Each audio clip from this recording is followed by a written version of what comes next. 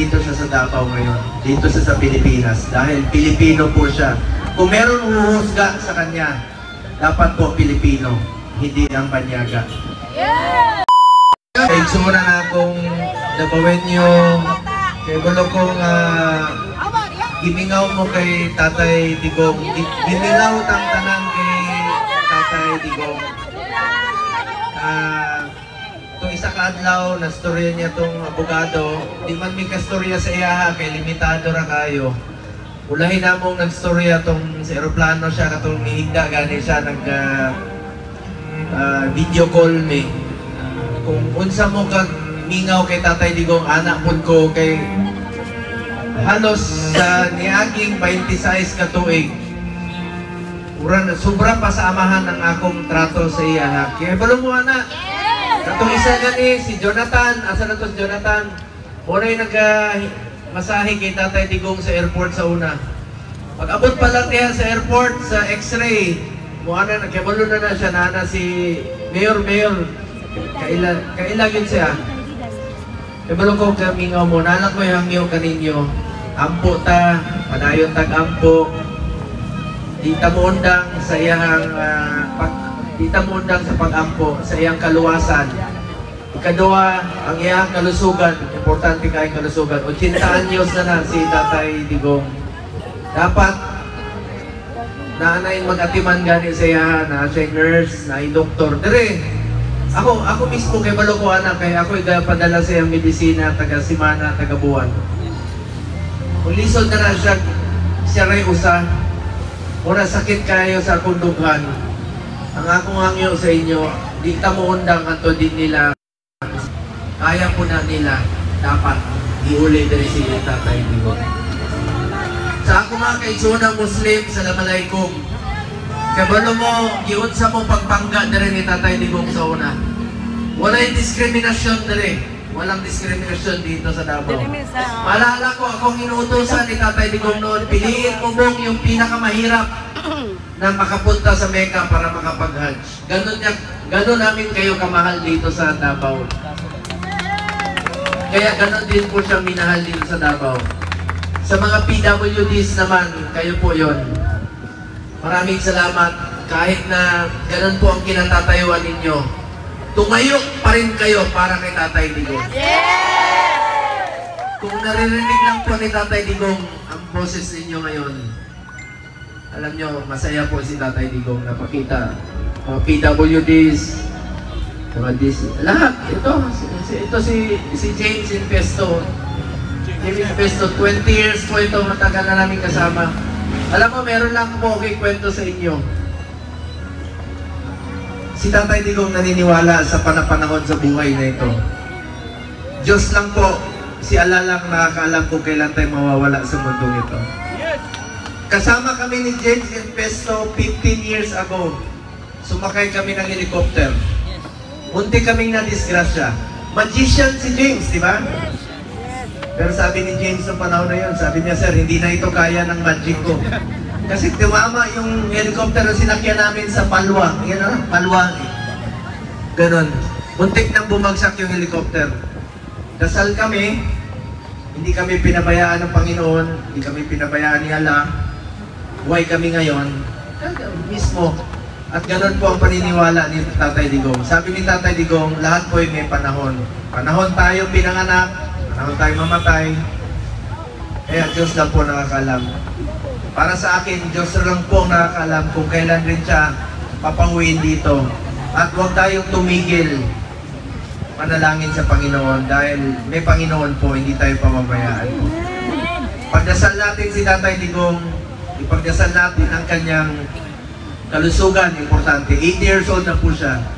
Ipagdasal po natin ang kanyang kaligtasan at ipagdasal po natin ang kanyang kalayaan po. Hindi po siya dapat doon ikinulong. Dapat nandito siya sa Davao ngayon. Dito siya sa Pilipinas dahil Pilipino po siya. Kung meron huhusga sa kanya, dapat po Pilipino, hindi ang banyaga. Yes! Kayo po ang tatanungin ko. Panahon ni Tatay Digong, mas nakakalakad kayo, di ba? Nang walang nasasaktan na mapastos. Ginawa ni Tatay Digong ang lahat para sa kinabukasan ng ating mga anak. Tinoon na. Dili lang diri sa Davao, kundi sa tibuok Pilipinas. Minahal niya tayo. Kaya pakiusap ko sa inyo, pagdasal natin at mahalin po natin si Tatay Digong. Ako po ay taos-pusong nagpapasalamat sa lahat po ng ating mga kababayan dito. Mga PWDs. Sa buong mundo, kanina kausap ko po yung mga taga-Australia, taga-Western Australia, na nagdadasal din po para kay Tatay Digong.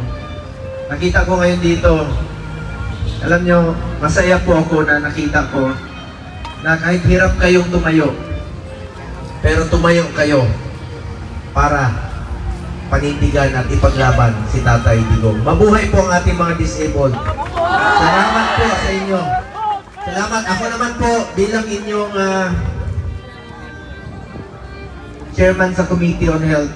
Nandito lang po ako sa inyo. Parati ko tinatandaan yung sinasabi ni Tatay Digong sa akin. Unahin mo yung mga pasyente na mga mahirap, tulungan mo, huwag mong pabayaan sila. Unahin yung interest ng bayan, unahin po yung mga kababayan nating Pilipino. At hindi ka magkakamali. Yan ang parati kong tinatandaan sa sinabi niya sa akin. Pareho po tayo nalulungkot, dasal lang po tayo. Huwag po tayong mawalan ng pag-asa. Patuloy tayong lalaban, patuloy tayong magdasal. Uminahon po tayo. Uminahon tayo. Ayaw natin na magkagulo. Peace and unity tayo. Dasal po importante. At alam ni Tatay Digong yan, Diyos lang po nakakaalam kung kailan po siya babalik dito. At alam ko, dahil sa Panginoon, makakabalik rin siya dito sa lalong madaling panahon. Salamat kayo sa inyong suporta. Salamat din kayo. Pinalangga, yun mo na mo, Dere. Kita yun po sa mga taga Mindanao na kayo usag yun para sa Tatay Digong. Kita ko yun sa ninyo pagpalangga si Tatay Digong. Nalukoy lang ko sa iya. Sakit lang tayo sa akong dughan na makita na at this age, 80 anyos na ng tao, anak pa ilang gibuhat. Sakit kayo. Pero, ampo, please, di ka mo undang para kay Tatay Digong. Ipaglaban po natin si Tatay Digong. Duterte! Duterte! Duterte! Duterte! Duterte! Duterte! Salamat kayo sa inyong tanan. Una ako po, kasi wala si Tatay, naangin yung Kuya Bongo na rin na abri kanunay ang akong opisina para sa inyo. Ayaw mo duha-duha sa ako. Trato lang ko ninyo na mura lang tagig suot. Salamat kayo ha. Salamat kayo. Pinalangga ko na mo na rin. Daghang salamat o ngayong hapon sa inyong tanan. Nalang ko isulti sa inyo.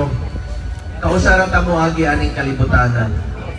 Kung unsay kaayuhan o tabang na pwede nato buhaton sa atong isikang tao, ato ng buhaton karon kay dili na ta mubalik aning atong kalibutanan. Ako si Senator Kuya Bongo ninyo, padayon ng serbisyo kaninyo sama sa gisulti ni Tatay Digong sa una.